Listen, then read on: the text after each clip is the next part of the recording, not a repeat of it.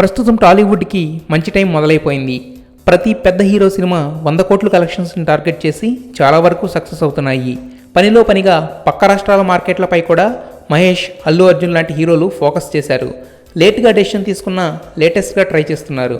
అయితే ఈ మధ్య ఎవ్వరూ ఊహించని విధంగా ఊపిరాడనంత ఫాస్ట్ హిట్స్తో బాక్సాఫీస్ మీద దాడి చేస్తున్నాడు సోగ్గాడు నాగార్జున. అయితే ఇప్పుడు ఈ సోగ్గాడి చూపు కాలీవుడ్పై పడింది. ఆల్రెడీ రక్షకుడు లాంటి డైరెక్ట్ తమిళ సినిమా చేసిన నాగ్ ఆ తర్వాత కొంచెం కామ్ అయ్యాడు. రీసెంట్గా ఇక్కడ సూపర్ హిట్ అయిన ఊపిరిని తోళా పేరుతో తమిళ్లో రిలీజ్ చేయగా ఫీల్ వర్కౌట్ అయ్యి అక్కడ కూడా బాగానే ఆడింది. దాంతో 2016 సంక్రాంతికి రిలీజ్ అయ్యి బ్లాక్ బస్టర్ హిట్గా నిలిచిన సోగ్గాడే చిన్నినాయన సినిమాని సోక్కాలి మైనర్ పేరుతో తమిళ్లోకి డబ్బింగ్ చేస్తున్నారు. రమ్యకృష్ణ, అనుష్కలకు కూడా తమిళ్లో మంచి మార్కెట్ ఉంది. ఇక సినిమా అంతా పండగ వాతావరణంలో కోలాహలంగా ఉండడంతో తమిళియన్స్కి బాగా కనెక్ట్ అయ్యే ఛాన్స్ ఉంది.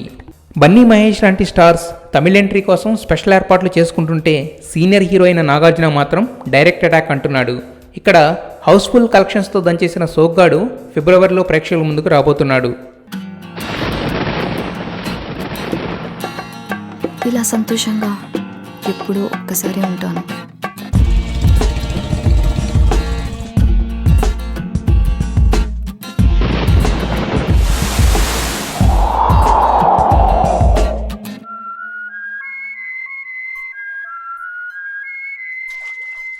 నాలాగా నచ్చినట్టుగా బతికే అమ్మాయిల్ని చులకనగా చూద్దాం ఈ ప్రపంచానికి బాగా అలవాటు.